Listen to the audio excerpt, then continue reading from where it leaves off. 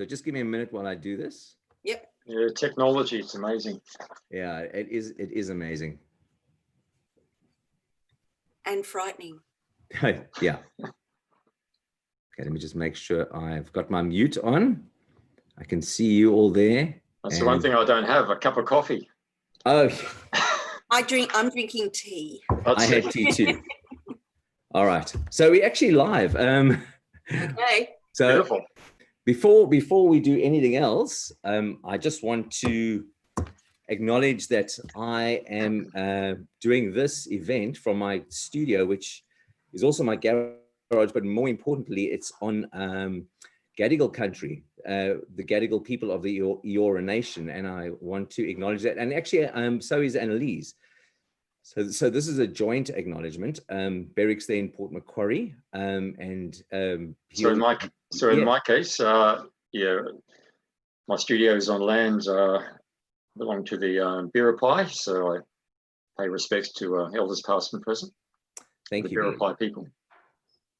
And I mean, just to say, you know, the first people are the first scientists, the first artists. So, you know, hopefully some of that spirit can engender what we do in the future as artists and scientists. So it's a privilege to be able to do this from, you know, from this kind of platform.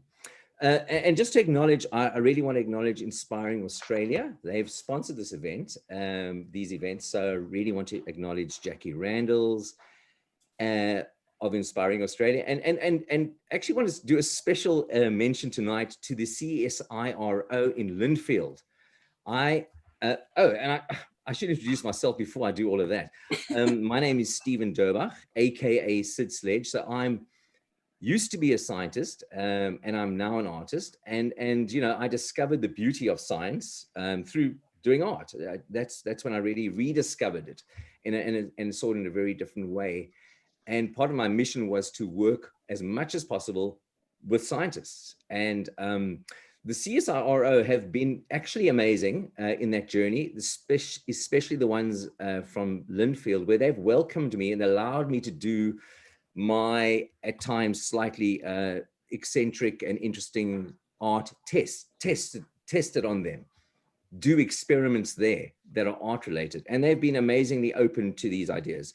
So I really want to acknowledge them for that. It's quite a remarkable thing when an institution like that, the hallowed institution, takes on an independent artist and allows a certain amount of levity, or that's the wrong word, breadth of performance into their hallowed corridors. So I thank you for that.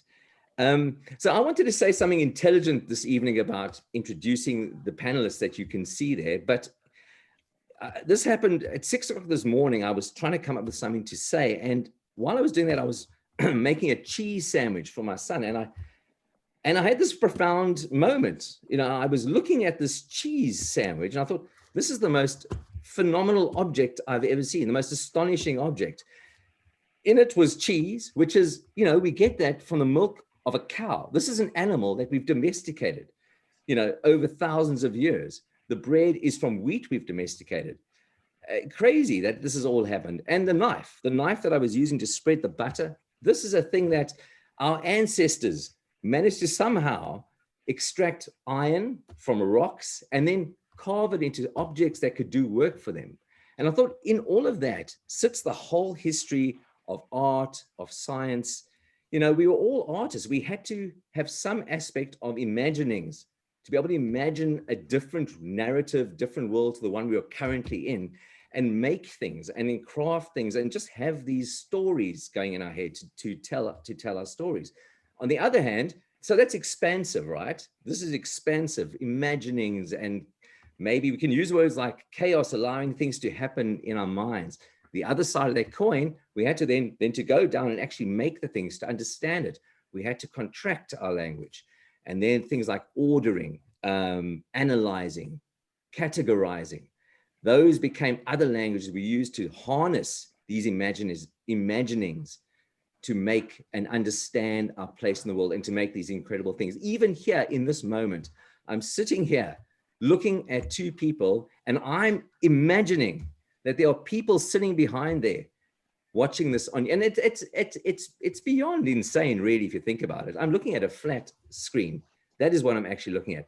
But I'm convinced that Annelies is sitting over there, and I'm convinced that Beric is sitting in Port Macquarie. That doesn't really make any sense if you think about it. Mm.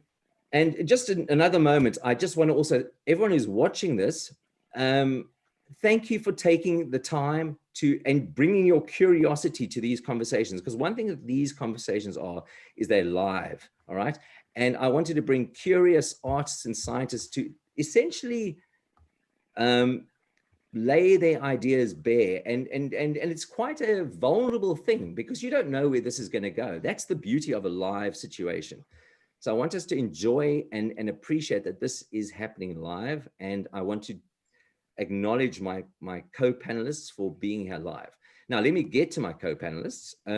So yes, we have this thing where art and science are somehow part of the human animal that we once were, but somehow over time that seems to have separated a bit in the last maybe a couple of 100 years, where as we've become more sophisticated, more more developed in a certain sense of the word, we've somehow separated these two things.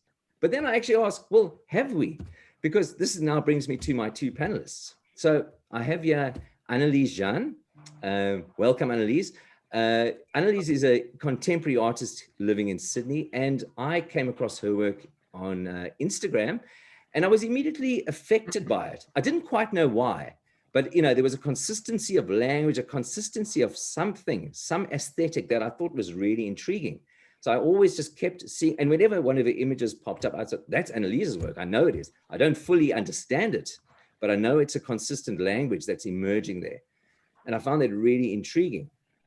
And then I came to this point that maybe there's something scientific about it. And I came up with this enigmatic statement, which I thought was really clever, that Annelies's work is more like that of a scientist than it is like necessarily Beric's work as an artist. So we're going to unpack that statement, all right? That's quite a thing to say.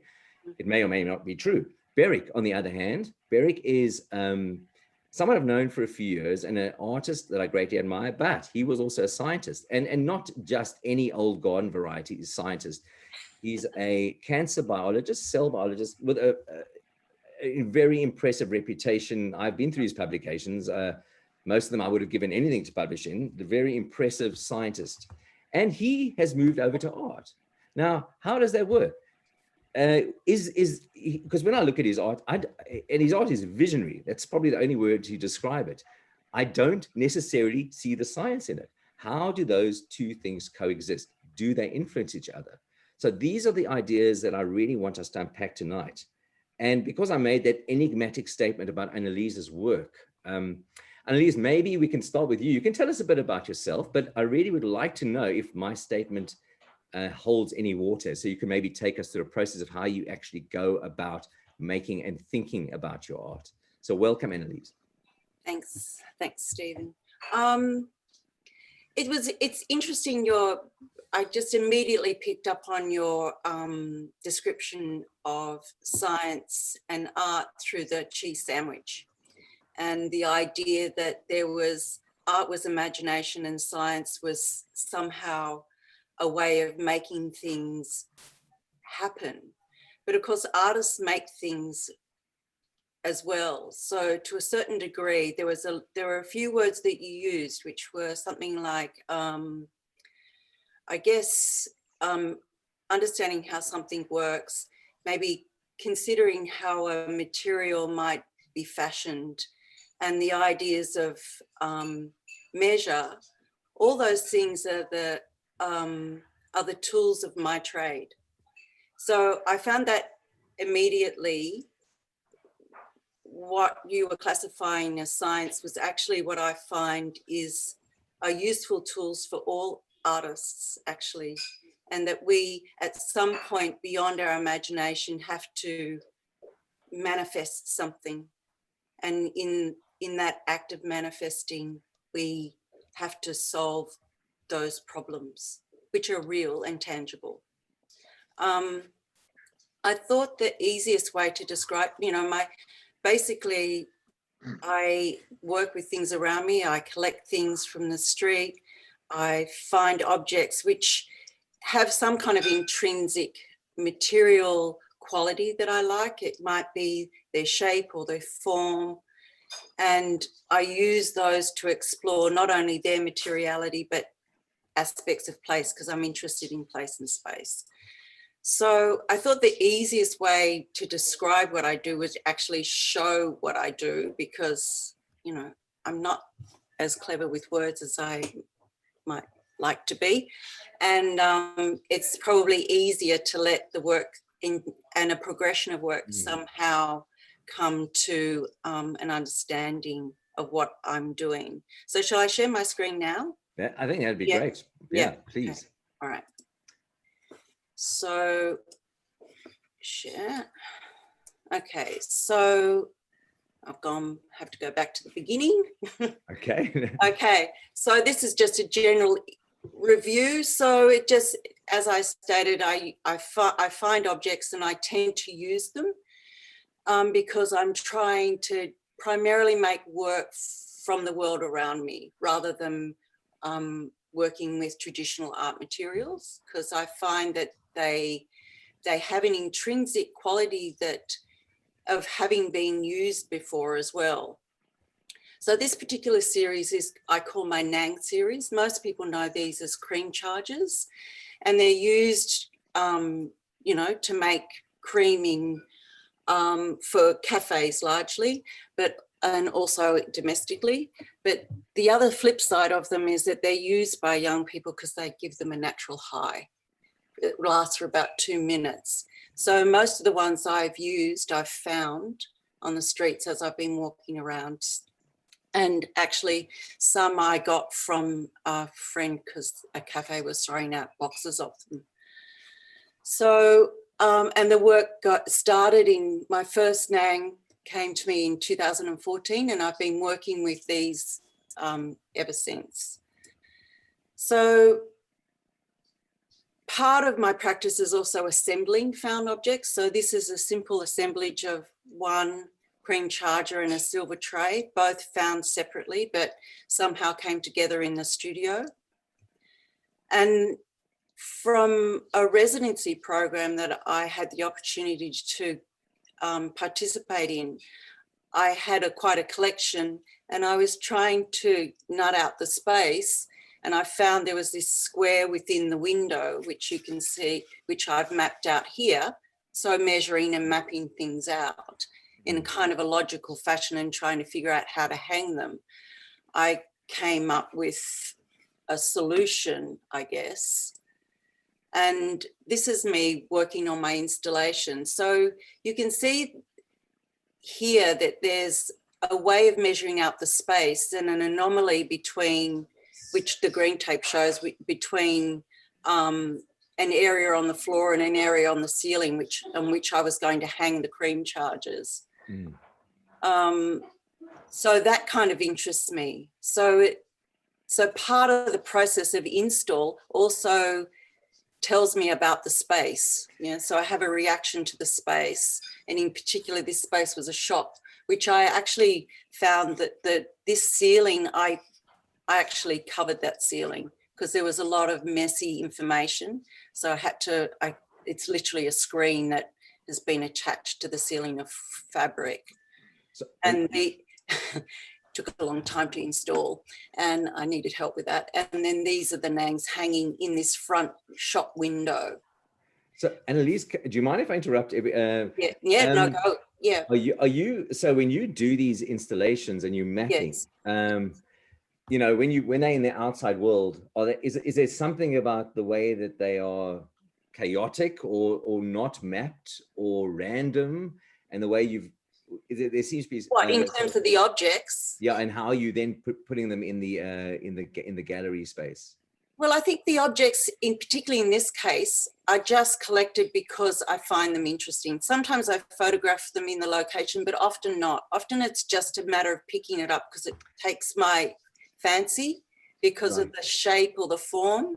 It's kind of, and it's just something that catches my eye to a certain degree. Right. But I have found that I've started, you know, it's a bit like when you start collecting something, you notice it, And so your eye is drawn to this thing and repeatedly keeps finding them, you know, whereas, so that's a curious thing as well, just the way that, you know, we edit what we see to a certain degree. So, but for me, they've now become a unit that I can use in multiplicity to explore this peculiar aspect of a specific space. So, which interests me because we create these spaces and have to exist in them. And it says something to a certain degree about analyzing how we inhabit that.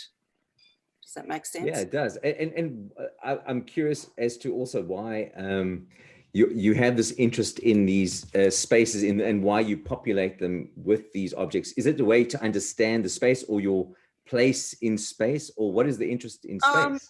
So for me, it was my initial thing was walking into this weird old shop front and the nature of it with these, you know, surrounded by mirrors, right on the street. You can see there's actually a video of the first one hanging, which was swinging.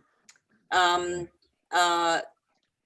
just, it was really, and the idea of what a shop window is, and it felt to me like it required a display of some kind.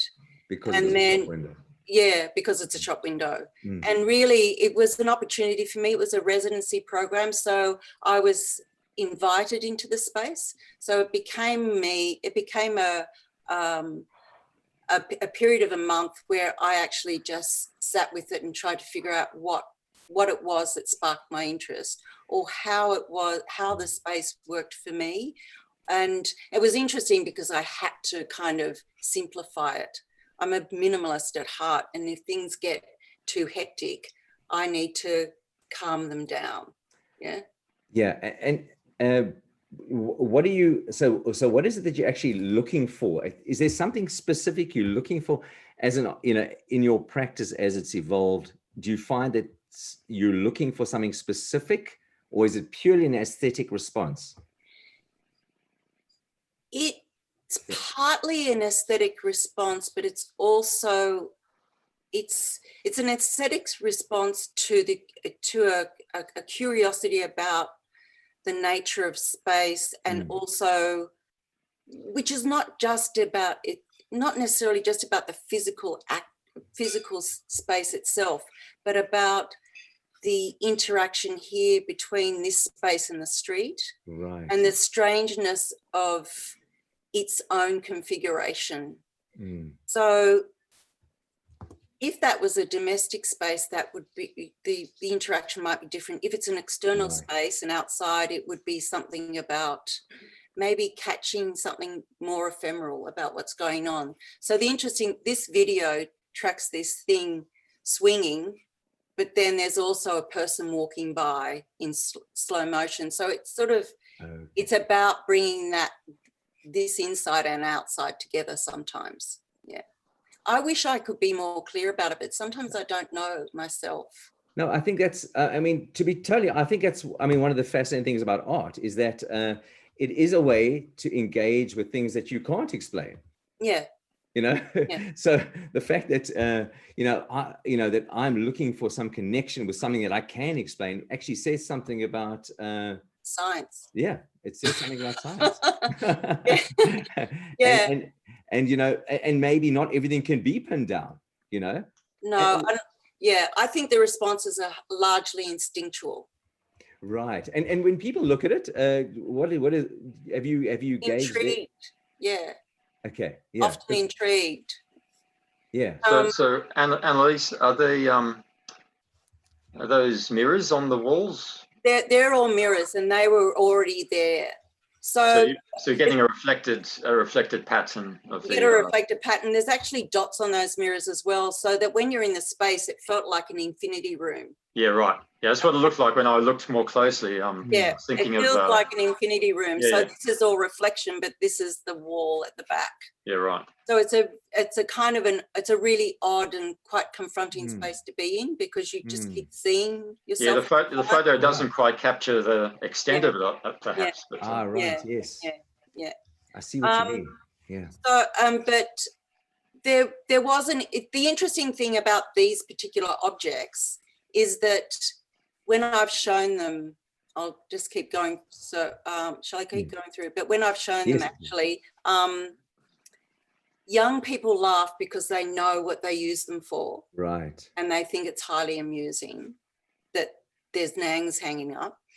And older people have often thought of them as dropping bombs. Or, you know, so they read it as that. So each sort of cultural, there's a different cultural interpretation, which is kind of interesting for me. So, and also, I mean, for me, they're one thing, but for everyone that sees them, there's something else. So based on their own experience. So it's almost the context dependence of the object itself, isn't it? Between generations. Yes, yes, yeah. And maybe how they're displayed. You know, would that, you know, in a sense, looking at them, looking at this on the tray, is a very different experience. You're looking at it hung. Had you, I mean, when you think of your life as an artist, working as an artist, does the idea of science ever come into the way you think, or the way you, is it something that preoccupies you in any way, or is it, because I'm now feeling like my claim that you're more like a scientist is it doesn't feel as on steady ground as I initially, but I mean, do you ever think about? I think about science.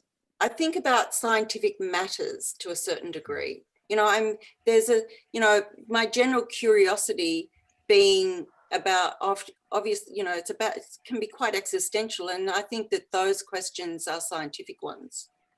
And I'm kind of fascinated with it a little bit. But I don't pretend to know anything. But I do read, but it's interesting. You know, I'm fascinated with, I guess, citizen science things like, and more environmental, anything. You know, I'm an avid follower of of NASA on Instagram. I mean, I think visually it's extraordinary, but I'm also completely compelled by the idea that spatially we exist in, you know, this day-to-day existence is so narrow, but there's this great relief also in knowing that we're just a small part of something much bigger. And I think the great thing about science is it delivers that information to us. So Beric? So Annelies, are these examples fairly typical of your process? They are. Having, I guess, connecting through your feelings, perhaps, with or emotions with an object, and then expanding on it. And is pattern a typical prerequisite in the way you plan your layouts? This pattern actually comes from this situation. So it's a recording of the fact that, not that you can see it, but this floor grid is different to the ceiling grid, and there's a slight tilt and shift in those two things, and this describes that tilt shift. Okay. So it generated a wall drawing. So often I find an object, work into 3 dimensions, and then pull back into 2. Right. And this is another version of the Nang series as well. I mean, it does seem like a kind of data processing, right? I mean, you're dealing with a lot of data in your world, and you're reorganizing it into other contexts to see how its meaning is affected, and then mapping it in 2 dimensions. Like that. I mean, I'm looking for the science angle here. There's not much. When there's measurement, I guess. Yeah. There's measurement. And then also, I guess, because it's probably more measure and engineering to a certain degree. Even at a practical level, I've got to kind of figure out a way of making it work. You know? Right. So this is another iteration.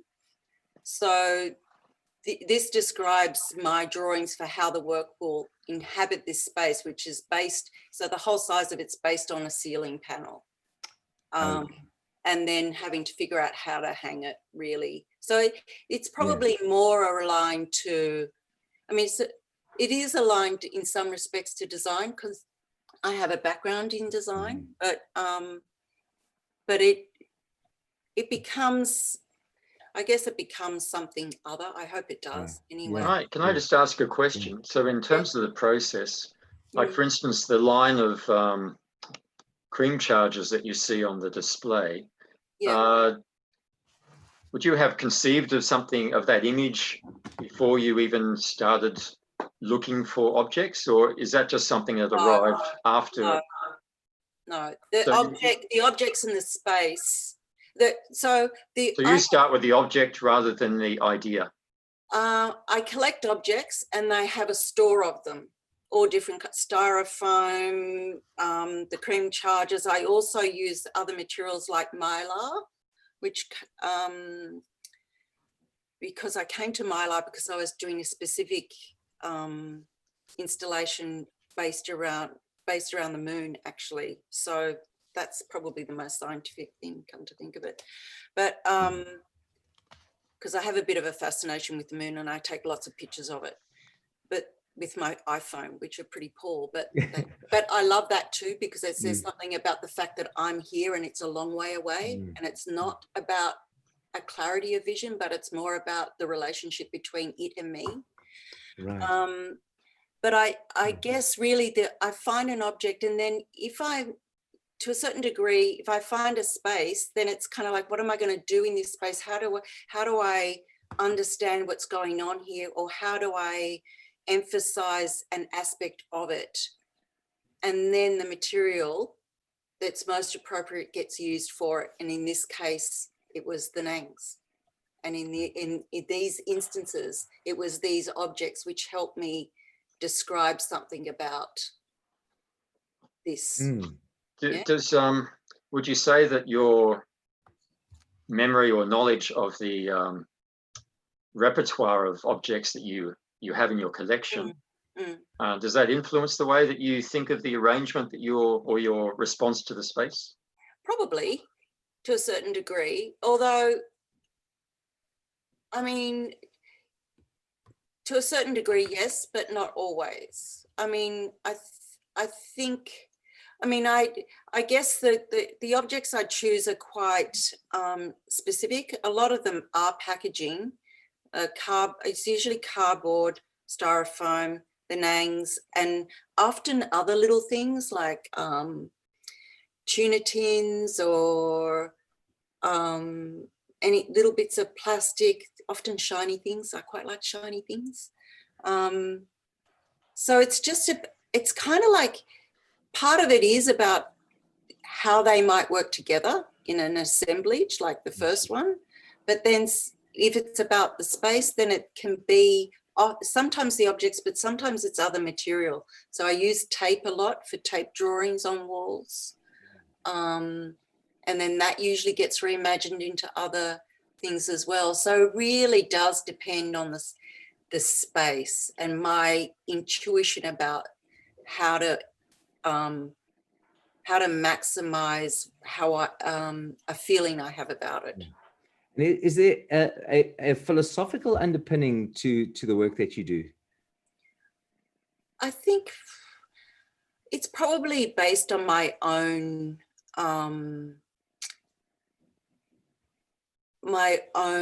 questions about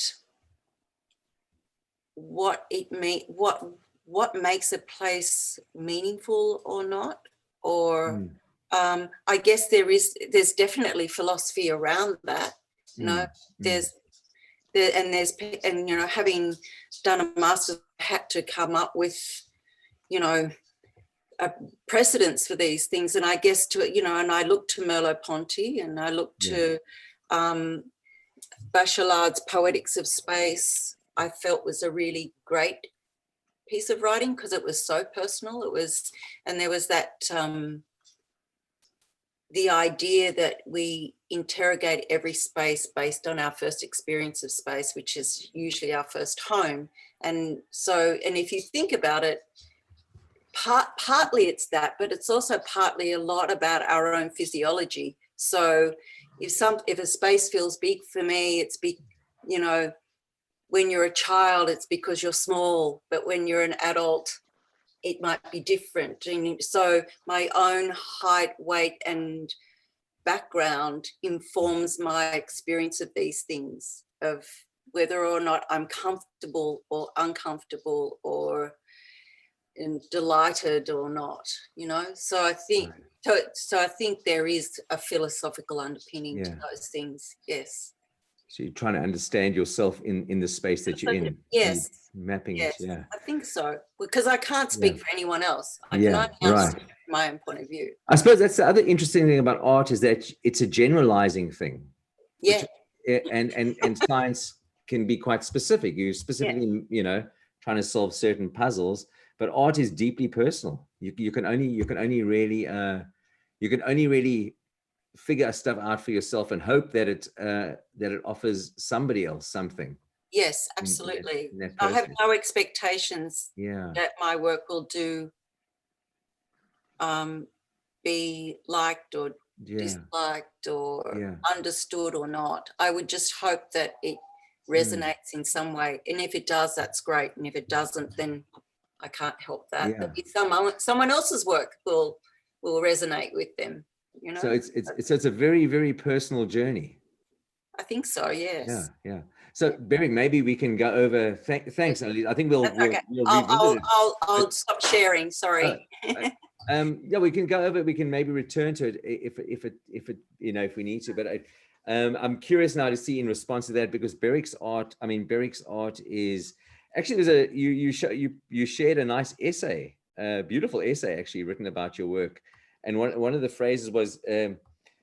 You described as a secular scientific, there's a secular scientific spirituality in your work. Now, I'd love, you know, because like I said, your art, when I look at your work, especially the more recent work, have you got any images that you could put up? Because I do. Yeah. All right. Yeah, why don't you put some up? Okay, let me share this one, because I think it's let's have a look at that one over there. Can you all see it? Not yet. Oh, yes. Yeah. Okay. And it's called The Messenger. I mean, that's right. It's and I want to put that in the context of Beric, the scientist. So when Beric is on the one hand a very meticulous scientist who solves very complex biological pathways in cells. You know, like trying to understand what this protein does, how it affects that, how very specific, very empirical, highly controlled. And then there's this other side of you, Beric, which seems deeply about something else entirely. I'm curious to know how you, the scientist, can you reconcile, or do you need to reconcile this more? Well, you want to know how I reconcile the spiritual and the scientific. Yeah, love to know. Well, I have to first say that my approach is completely different to Annelies. I mean, partly, I guess, because of my scientific training, but I've been into art and science since I was a kid, which is why I paint. So I've always been creative in some way. And yes, I mean, science, there is an empirical approach when you're doing certain experiments, but science is far more than just experiments. So for those in the audience who aren't familiar with the scientific process, it's as Steve knows, I mean, you generally start with an important problem that you want to answer. Usually each project is related to a problem. You come up with a hypothesis to answer that problem. and you design a set of experiments or ways around trying to address, prove or demonstrate or disprove that particular hypothesis or idea. And that's where the empirical side is. But when you're actually coming up with the ideas, trying to come up with a theory to explain something that you're not familiar with, that's where you look into the literature, but you need to be creative as well. So there is definitely a creative process in science, both at the early stages where you're theorizing, and also in the experimental stages afterwards, where you're doing experiments and you have to perhaps combine different techniques or methods to try and get clear results. And after all of that, once you've got your results, let's say that you did get results that supported your idea, then you need to publish that work. You can be creative in terms of the way that you present the information, write the scientific paper, and so forth. So, yeah, in terms of art, so I've always been very visual. So even when I was a PhD student many years ago, or a postdoc, or running a team of scientists, I mean, the idea, I always had ideas, visual ideas in terms of the science, of how things worked. And I think as time has gone on more recently, so after I left science and went into art full time, I've found that, yeah, the science there's been a continued merging of the two. So in the visuals that I create, there is more of an order. So unlike Annelies, I'm less spontaneous, I guess. I'm spontaneous in that I'm trying to explore how we connect with nature, and my mind usually has many different ideas, and I start generally with. So with an artwork, it's usually the basis for that is an idea or a concept. Whether in the case of the Messenger, for instance, this particular painting, whether it's the idea that there's this many levels of connection, whether it be spirit, in our dimension, or a spiritual dimension, or at the molecular level, or just physically us with the environment. Or the effects of everything that we do, our actions on the planet. There are so many connections that are occurring that are beyond our ability to detect, or our consciousness each day. And this is a very symbolic type of metaphorical image, of course. And it's not idealized, almost mythical approach. It's definitely a far cry from the being in the lab doing experiments, but at the same time, these days I don't really distinguish the science. The approach that I take to producing an artwork usually starts with the idea. I read about it, I research it, so I understand some of it. I do many sketches and studies, color studies. Ideas that I think embody what I think visually, let's say, conveys some of the things that I want to express. Then I'll go with those, whether it's a painting or if it's a drawing or other technique. This particular series is called Tree of Man, so it's really, I think, fairly self-evident. I mean, it's looking at the many connections, both internally and externally, of us with nature. And I think it actually visually does sort of merge science and spirituality. What do you think, Steve? Well, I mean, I think so. Look, it's definitely very spiritual. Yeah. But science to me, it's more of it's got scientific ideas in it, But I suppose, you know, science is this vast enterprise where there's, you know, it's to me, the more my work as an artist is more about process. So, you know, when I'm exploring ideas in my art and drawing on my science, I feel like I'm trying to not emulate, but I'm trying to get an affinity for the processes that I've encountered in science. Well, your work is a lot more. I mean, we both have background in genetics, so your work is more related to iteration, so repetition, pattern, effective mutations, and so forth. Or initially it was anyway, but it's that aspect of pattern and repetition has continued, and the amplification of minor errors or perturbations in pattern, I think, is something you're interested in. Yeah, I want those things to emerge. I mean, you know, just through the process of actually making art. I mean, but do you think that science can actually learn anything from art, like Beric? Let's just say the work that Annelies does. All right. Do you think there's something in that would a scientifically minded group of people could gain from? In your opinion?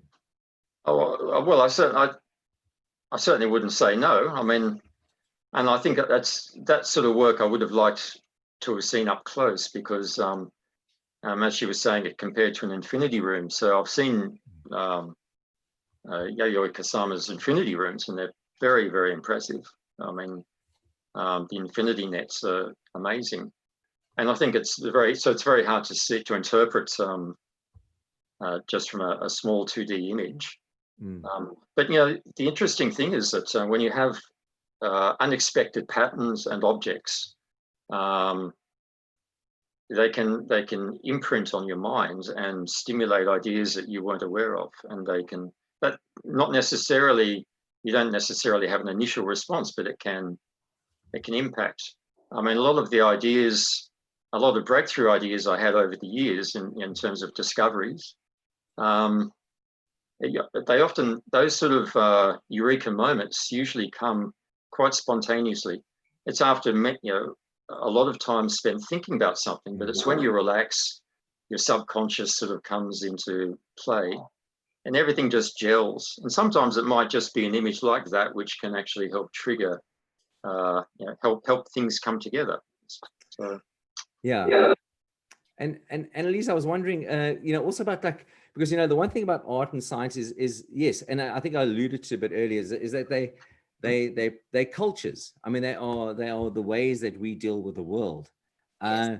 When you as a non-scientist but an artist look at you know, the way science is brought across, the way it's engaged with, do you think that it could that there's something lacking, maybe, for want of a better word, or like, what is your reaction? Is it something do you have, yeah, what is your reaction to it? I know you find it fascinating. The idea of science. Yeah, but I know you find it fascinating, but do you think it has something to offer the culture, like in terms of where we need to go, or as a species? Definitely. And it was also interesting listening to Beric talk about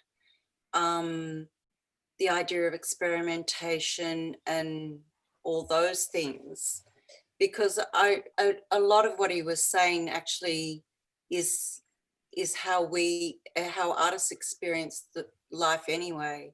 You know, a lot of work gets done before the final thing. So a lot of experimentations are done when you're in with that kind of installation work, or any work really, before a final work gets done. It's just the nature of what the work might be. And I mean, this work is really exquisite, Beric. It's quite amazing. Oh, thank you. And you know, loaded with symbolism. I mean, Annelies, I would love. Yeah. Sorry. Oh, carry on. Yeah. Sorry. Yeah. But I was trying to think, because you posed that question, you know, what is science?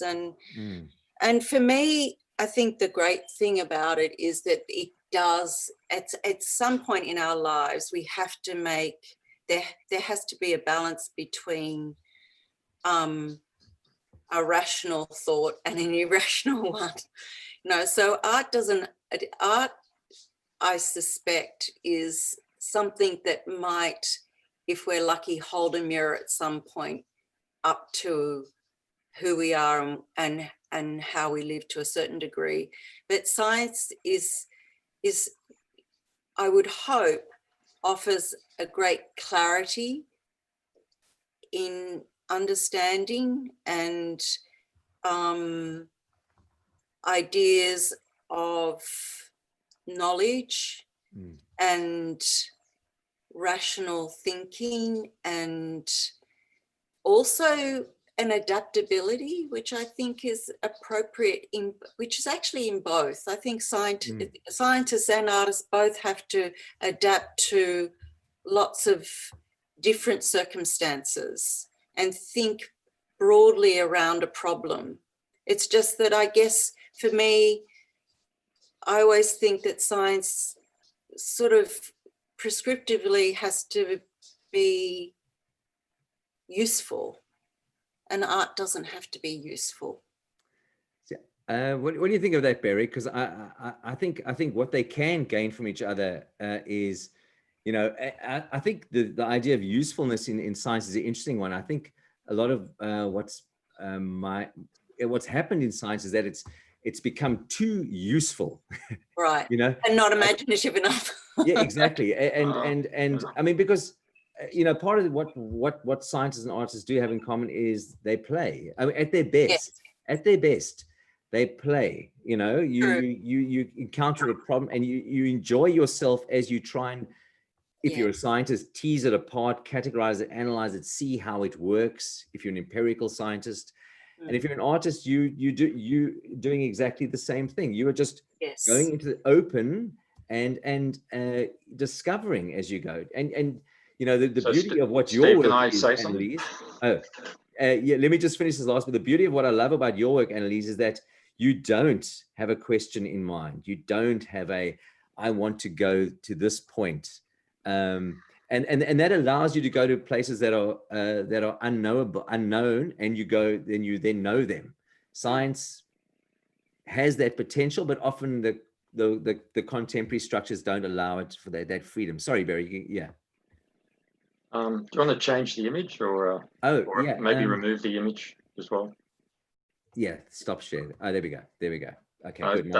My Zoom is being weird. I'm just going to try and remember what the question was before, because you sort of kept on going. I did keep on going. No offense. None taken.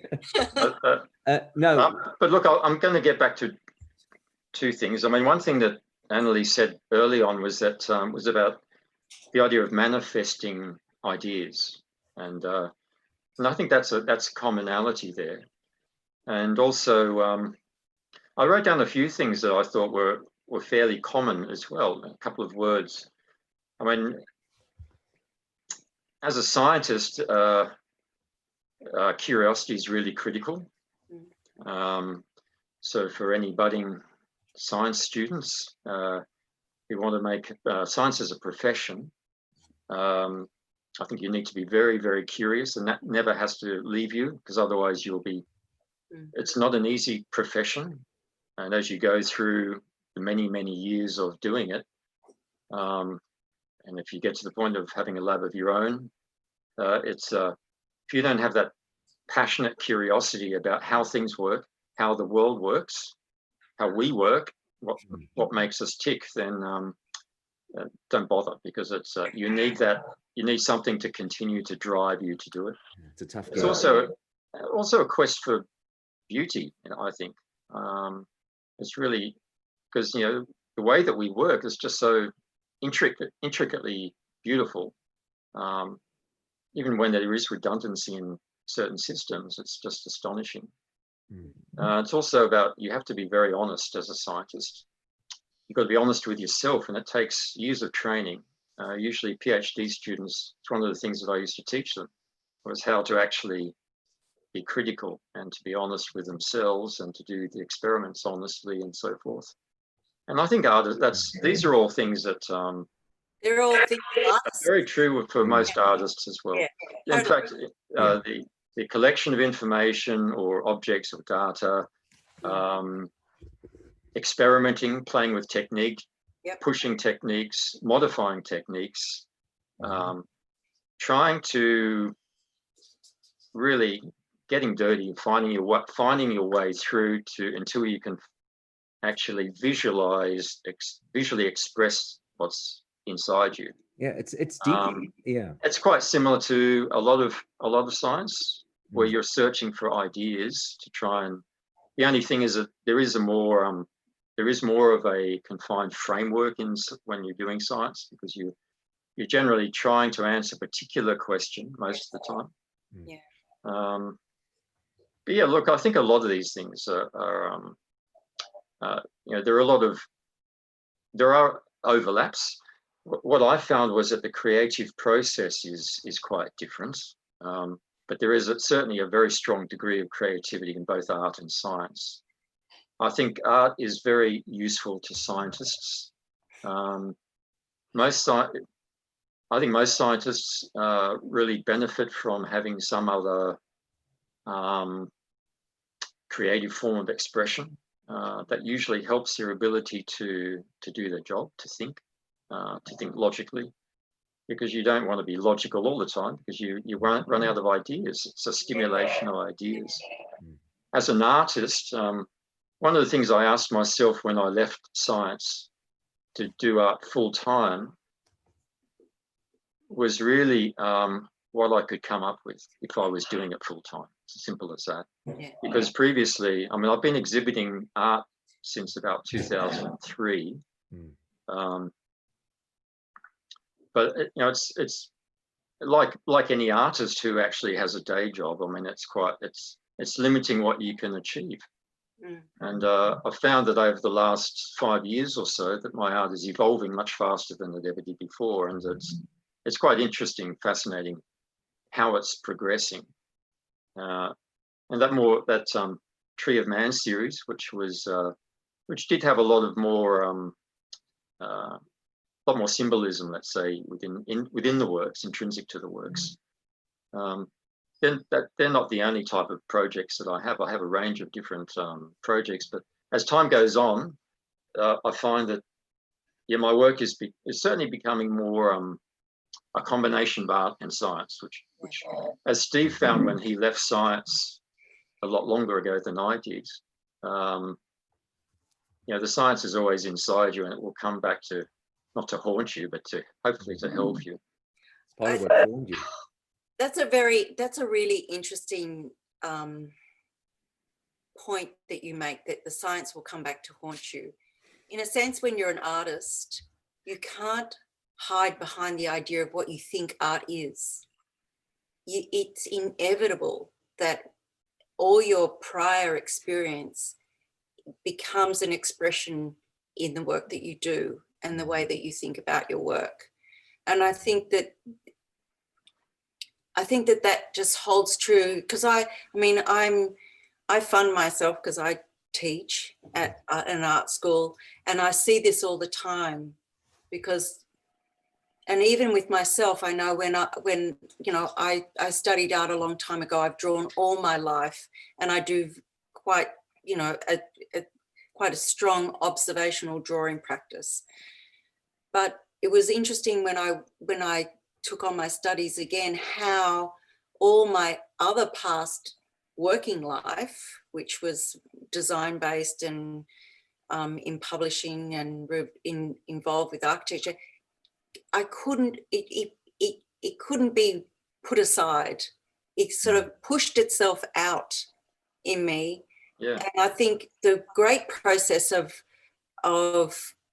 allowing yourself to be open to any experience, the idea that you just think with your hands instead of overtly think with your head, it comes out, and you can't stop it from coming out. Yeah, it's almost like your hands know.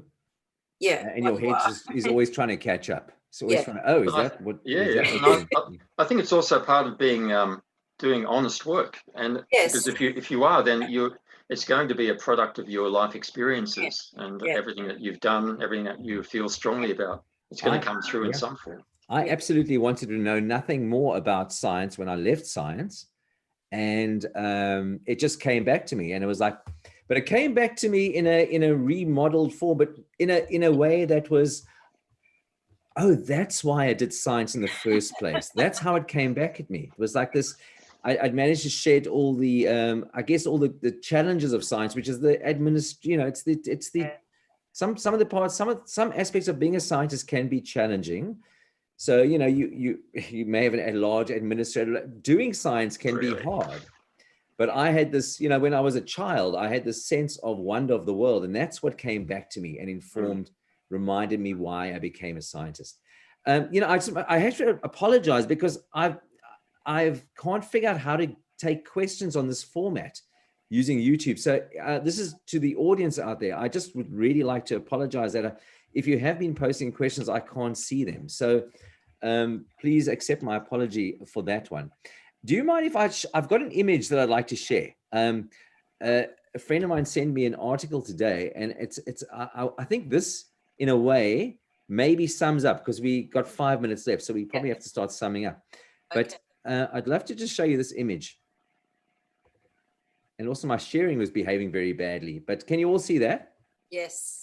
All right, so that is an image from Event Horizon, this big fancy telescope of a black hole. All right. Yeah.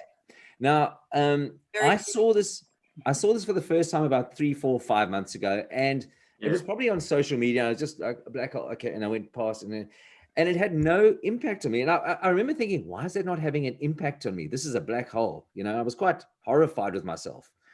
And then today, this friend of mine sends me this article written about Edward I think it's Collis. Forgive me if I get it wrong. He's the editor of Art and Australia. All right.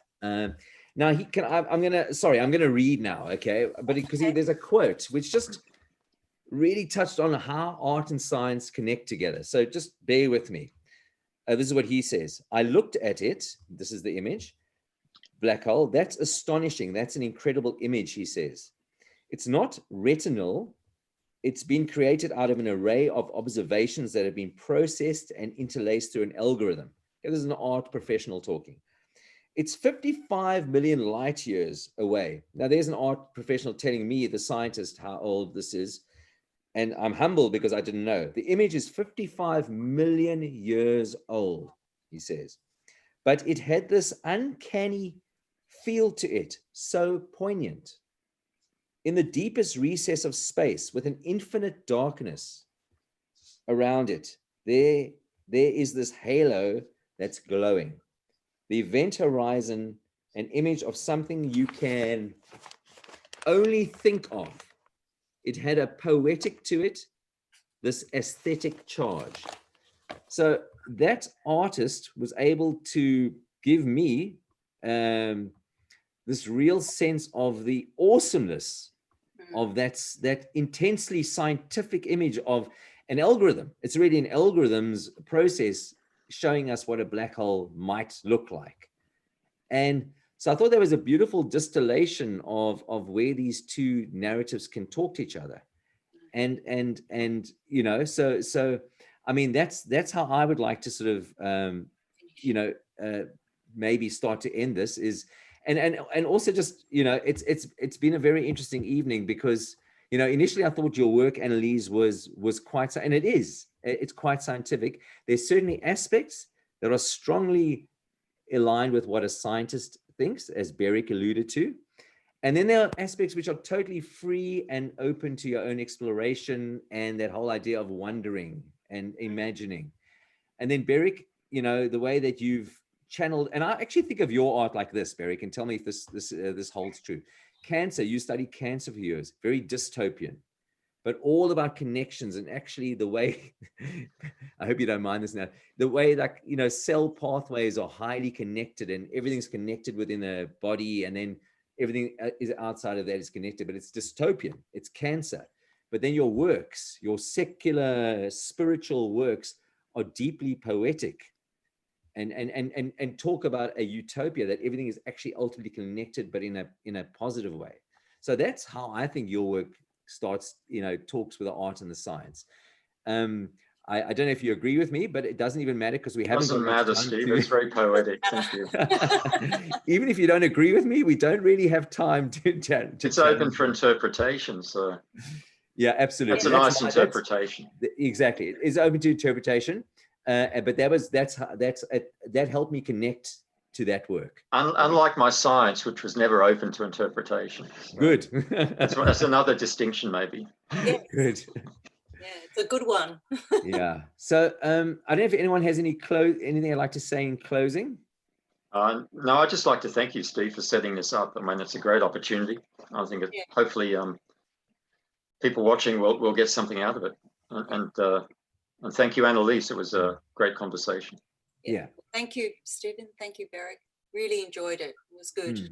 Thank you for sharing, your work. Because I know, one thing about being an artist is you're very, very, very passionate about what you do. I mean, it's the most important thing to you, and it can be quite vulnerable. You can feel quite vulnerable sharing it because it is so deeply personal. Yes. So I want to thank you, and yes, I think it's the way that the art and science is connected. Yeah, I think has been lovely. So thank you so very much. And to the audience whose questions I could not take, I do apologize, but thank you so much for joining us. And, there's 2 more of these coffee in the studios. There'll be more afterwards. I think this is going to be a thing. Thank you, Cyro, again. And yes, we will speak soon. All the best to you. Have a good night. Thank you. Lots to do. Thank you. Bye. Bye.